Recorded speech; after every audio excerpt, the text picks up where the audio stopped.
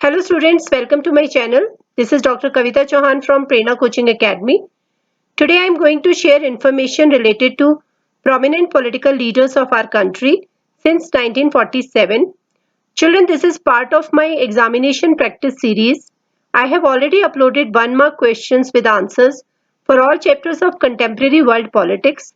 I have also uploaded uh, videos related to map-based questions and cartoon-based questions. And today I am going to share information about these leaders. ये जो मैंने information यहाँ पे include की है ये सारी या तो एनसीईआरटी बुक में दी हुई है या जो हमें सीबीएसई से एक्स्ट्रा मटेरियल मिला है वहां से मैंने पॉइंट्स लिए हैं। सो सब कुछ एनसीईआरटी और सीबीएसई बेस्ड है। So children, let's start with today's class, but before that if you are new to my channel then do subscribe to my channel and also press the bell icon ताकि आपको मेरे सारे videos की update regularly मिलती रहेगी। और इसके साथ साथ मेरे जो बाकी के वीडियोस है जो चैप्टर्स के एक्सप्लेनेशन से रिलेटेड है उनके लिंक्स भी डिस्क्रिप्शन बॉक्स में गिवन है, तो आप मेरे वो वीडियोस भी देख सकते हो। So let's start with today's class. Okay, so the first political leader is Pandit Jawaharlal Nehru. He was the first prime minister of India, you all know that. और एक क्वेश्चन आता है एग्जाम में ट्रस्ट विद डेस्टिनी से related कि ये speech किसने दी थी। So it was given by Pandit Jawaharlal Nehru. He was the foreign minister also. वो उस टाइम पे अपने जैसे जो कैबिनेट मिनिस्टर्स होते हैं सो वो प्राइम मिनिस्टर भी थे और फॉरेन मिनिस्टर भी थे और उन्होंने काफी इन्फ्लुएंस किया था अपनी जो फॉर्मुलेशन करना था फॉरेन पॉलिसी को 1946 से 1964 तक। तो जो इंडिया की फॉरेन पॉलिसी थी उस वक्त उसमें पंडित नेहरू का काफी इन्फ्लुएंस रहा। और जो उनकी फॉरेन पॉलिसी के 3 मेन ऑब्जेक्टिव्स थे जिससे रिलेटेड एग्जाम में क्वेश्चन भी आता है। These were to preserve the hard-earned sovereignty, protect territorial integrity, and promote rapid economic development. So ये 3 मेन ऑब्जेक्टिव्स थे नेहरू की फॉरेन पॉलिसी के और इन ऑब्जेक्टिव्स को उन्होंने अचीव करना था नॉन अलाइनमेंट के through. He was one of the founder of non-aligned movement and throughout the 1940s and 1950s he had been an ardent advocate of Afro-Asian unity. ये जो Africa और एशिया की countries थी जो newly independent countries थी इनके बीच में एक यूनिटी स्टैब्लिश कराने में उनका बहुत रोल रहा। Under his leadership India convened Afro Asian conference in March 1947। He also sign the Panchsheel agreement with Chinese premier Chou En Lai. ये पंचशील एग्रीमेंट था जिसमें 5 प्रिंसिपल्स थे पीसफुल को एग्जिस्टेंस से रिलेटेड जो उन्होंने साइन किए Chinese premier Chou En Lai के साथ। So this is the important information you must know about Pandit Jawaharlal Nehru और इन्हीं में से कई बार 1 मार्क का क्वेश्चन भी आता है related to him. Next is Sardar Vallabh Bhai Patel. Sardar Vallabh Bhai Patel emerged as a major leader of freedom movement after the Kheda Satyagraha 1918 and the Bardoli Satyagraha 1928. Children, whatever information I am sharing with you, this is all given in NCERT book or the extra material we have received from CBSE. तो मैं सारी आपके साथ वही information share कर रही हूँ जो एनसीईआरटी या सीबीएसई से रिलेटेड है। तो ये जो 2 सत्याग्रह हुए थे खेड़ा में और बरदौली में उनके बाद ही emerged as a strong leader. He was the first deputy prime minister and first home minister of independent India. He took the daunting task of uniting all 565 princely states of India. जो उस वक्त हमारी country में princely states थी और उनका जो integration हुआ इंडिया में उसमें सारा का सारा आप कह सकते हो जो रोल प्ले किया वो किया सरदार वल्लभ भाई पटेल ने।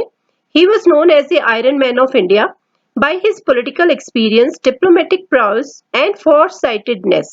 Many states had already given their consent to merge with India. In fact independence से पहले ही उन्होंने ये जो प्रोसेस शुरू हुआ था काफी सारी ऐसे स्टेट्स थी जो ऑलरेडी अपना कंसेंट दे चुकी थी। बस कुछ स्टेट्स थी जिसमें प्रॉब्लम आई थी जैसे कि हैदराबाद, मणिपुर, जम्मू एंड कश्मीर। सो उसमें उन्होंने रोल प्ले किया। Like Hyderabad, he also wanted Kashmir integration with India through military operations and he was popularly characterized as NCR in Indian political history. So N is a nationalist, C is a catalyst and R is a realist. Catalyst होता है वो इंसान जो change लाता है। So any person or a thing which can cause change can be called as a catalyst and realist is a person, वो इंसान जो अपने जो सिचुएशन जैसी होती है उसको वैसे ही एक्सेप्ट करता है और फिर उसमें चेंज लाना चाहता है। Next is Baba Saheb Bhimrao Ramji Ambedkar. He was a leader of the anti-caste movement and the struggle for justice for the Dalits. Class 10th की हिस्ट्री बुक में भी आपने पढ़ा होगा, उनका काफी रोल था दलित्स के अपलिफ्टमेंट में। He was the founder of Independent Labour Party. He planned the formation of the Republican Party of India. He was the chairman drafting committee of the Constituent Assembly and he became the minister in Nehru's cabinet, but later on he resigned in 1951 due to the differences over the Hindu Code Bill. Next is Lal Bahadur Shastri. Children मैंने वो वाले boxes पे focus नहीं किया है जिनका होता है कि वो नहीं आएंगे, मैंने सिर्फ वही इंफॉर्मेशन और वो लीडर शेयर किए आपके साथ जिनका जो कंटेंट है उनसे रिलेटेड वो चैप्टर के बीच में भी दिया हुआ है, मतलब एक्सप्लेनेशन का जो पार्ट है उसमें भी दिया हुआ है। Lal Bahadur Shastri became the prime minister after the death of Pandit Nehru. He was a very non-controversial leader and he belonged to Uttar Pradesh. He was known for his simplicity and commitment to principles. इतना ज्यादा वो simple थे और principal से committed थे कि जब एक बार उनके टाइम पीरियड में एक रेलवे एक्सीडेंट हुआ था और उन्होंने उसकी पूरी रिस्पॉन्सिबिलिटी लेते हुए रेजिग्नेशन दिया था। He expired on 10th January 1966 at Tashkent. Tashkent वो गए थे एक एग्रीमेंट साइन करने के लिए मोहम्मद अयूब खान के साथ, क्योंकि उस वक्त 1965 में इंडिया पाकिस्तान वॉर हुई थी, तो उसको एंड करने के लिए वो वहां गए थे और वहीं पे उनकी डेथ हो गई थी। और he was a railway minister as I discussed with you and he gave the famous slogan जय जवान जय किसान। पंडित नेहरू की डेथ के बाद he was chosen unanimously as the leader of Congress party. Mrs. Indira Gandhi. Mrs. Indira Gandhi was the first woman Prime Minister of India. She was the daughter of Pandit Jawaharlal Nehru. She was Congress President in 1958. 1958 में वो Congress president रह चुकी थी और उसके बाद जब Shastri ji prime minister बने तो उनकी कैबिनेट में भी वो मिनिस्टर थी 64 से लेकर 66 तक। She is credited with the slogan of गरीबी हटाओ, victory in 1971 war, and for policy initiatives like abolition of privy purse. She was assassinated on 31st October 1984. Indira Gandhi के बारे में तो बहुत सारी इंफॉर्मेशन और भी है जो चैप्टर्स में है, क्राइसिस ऑफ डेमोक्रेटिक ऑर्डर में और पार्टी सिस्टम वाले चैप्टर में, लेकिन उनको मैंने यहाँ पे शेयर करना इंपॉर्टेंट नहीं समझा। यहाँ पे मैंने सिर्फ जो कुछ ऐसे अननोन फैक्ट हैं वही मैंने यहाँ पे मेंशन किए। Pandit Deendayal Upadhyay. He was a philosopher, sociologist, economist and politician and he gave the philosophy of integral humanism. हमारा जो एक चैप्टर में नए जो कंटेंट ऐड हुआ है क्राइसिस ऑफ डेमोक्रेटिक ऑर्डर, जो एक पहले चैप्टर होता था उसमें अब वो जो डेमोक्रेटिक रिसर्जेंस है उसमें दीनदयाल उपाध्याय के बारे में और भी ज्यादा इंफॉर्मेशन मैंने शेयर की है। He opposed both Western capitalist individualism and Marxist socialism. Capitalist individualism का जो सिस्टम फॉलो होता था वेस्टर्न कंट्रीज में वो उनके खिलाफ थे, जहां पे सिर्फ इंडिविजुअल पे ही ज्यादा एम्फेसाइज किया जाता था, इंडिविजुअल ग्रोथ पे, उसके वो अगेंस्ट थे। और जो मार्क्सिस्ट सोशलिज्म है उसके भी वो खिलाफ थे। He envisaged a classless, casteless and conflict free social system.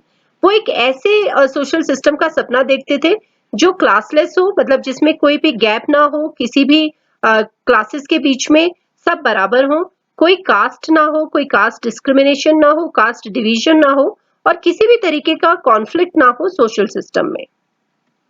Ram Manohar Lohia. Ram Manohar Lohia has been one of the proponents of socialism in India. He championed the idea of democratic socialism. So he believed in a kind of system in which democracy as well as socialism should have been practiced. He advocated चौपुर्जा राजनीति। चौपुर्जा का मतलब होता है यहाँ पे उन्होंने बोला कि जो हमारी पॉलिटिक्स है और जो हमारा सोशलिज्म है, politics is related to democracy and socialism, तो डेमोक्रेटिक सोशलिज्म ही एक तरीके से आप बोलो, तो उसके 4 पिलर्स होने चाहिए। तो उन 4 पिलर्स में उन्होंने जैसे रीजन, इंडिविजुअल, रीजन, स्टेट और उन्होंने बात की नेशनल लेवल की। He supported a party of socialism as an attempt of merging all political parties, कि एक पार्टी ऑफ सोशलिज्म होना चाहिए जिसमें सारे की सारी पॉलिटिकल पार्टीज मर्ज्ड हो। Jayaprakash Narayan. He was the first leader in post-independence India who undertook a tirade against corruption through the participation of youth. जो हमारी मूवमेंट्स हुई थी जिनके बारे में हमने पढ़ा है डेमोक्रेटिक रिसर्जेंस वाले चैप्टर में, बिहार मूवमेंट और गुजरात मूवमेंट, उनमें से यहाँ पे ये इस एक मूवमेंट के साथ बहुत ज्यादा जुड़े and specially through participation of youth. Corruption के खिलाफ उन्होंने ये एक स्ट्रगल शुरू की थी। ही advocated the office of Lokpal against corruption, कि लोकपाल का एक ऑफिस होना चाहिए जो करप्शन के खिलाफ जो लोग इन्वॉल्व हो उसके खिलाफ एक्शन हो, स्टेप्स उठाए जाएं। He gave a call for total revolution to bring transformation. वो उनका कहना था कि अगर समाज में ट्रांसफॉर्मेशन लाना है तो टोटल रेवोल्यूशन की इस वक्त जरूरत थी। ये वो टाइम था जब 1975 में इमरजेंसी डिक्लेयर हुई थी, उससे इमीडिएटली पहले का टाइम था जहां पे उन्होंने ये मूवमेंट या रेवोल्यूशन की बात की। The essence of transformation, according to him, revolved around man who could be the real catalyst of change in India. So एक इंसान और एक इंडिविजुअल है जो मेन है जो चेंज ला सकता है। आचार्य नरेंद्र देव, यहाँ पे मैंने कुछ इंपॉर्टेंट पॉइंट शेयर किए। It is not specifically related to one leader, लेकिन चैप्टर के बीच में इन लीडर्स और इनसे रिलेटेड 1 मार्क क्वेश्चन एग्जाम में पूछा गया है कई बार, तो मैंने यहाँ पे मैंने वो इन्फॉर्मेशन रखी है। आचार्य नरेंद्र देव was the founder of Congress Socialist Party. Shyama Prasad Mukherjee was the founder of Bharatiya Jana Sangh. K.M. Munshi and C. Rajagopalachari and Meenu Vasani, they were associated with Swatantra Party. V. Krishna Menon was the defense minister in Pandit Nehru's cabinet. Morarji Desai was the chief minister of Bombay State and was the first prime minister belonging to a non-Congress party from 1977 to 1979. जब ये जनता party की सरकार बनी थी emergency के बाद, जब elections हुए थे तो उस वक्त ये प्राइम मिनिस्टर बने थे Morarji Desai ji. Jagjivan Ram was the leader of Congress for democracy, ये जो पार्टी थी उन्होंने बनाई थी और उन्होंने वो थे उसके leader. Charan Singh was the prime minister from July 1979 to January 1980। Manmohan Singh was the finance minister in 1991 and remained the prime minister from May 2004 to May 2014। Children यहाँ पे फाइनेंस की स्पेलिंग होनी चाहिए FINANCE और प्राइम मिनिस्टर में MINISTER, ठीक है, सो ये करेक्ट कर लेना। So Manmohan Singh actually is related to the initiative, he initiated the economic reforms in India in 1991। At that time he was the finance minister. उसके बाद वो प्राइम मिनिस्टर बने थे और 2 टर्म उन्होंने की प्राइम मिनिस्टर की। Narendra Modi became the prime minister in, यहाँ पे भी मिनिस्टर की स्पेलिंग गलत हो गई है, सो प्लीज चेक कर लेना, typing error. Narendra Modi became the prime minister in May 2014 और अभी तक वो हमारे प्राइम मिनिस्टर हैं। तो ये कुछ इंपॉर्टेंट इन्फॉर्मेशन मैंने यहाँ पे डाल दी इस स्लाइड में। So thank you children, I hope you enjoyed the class. Thanks a lot.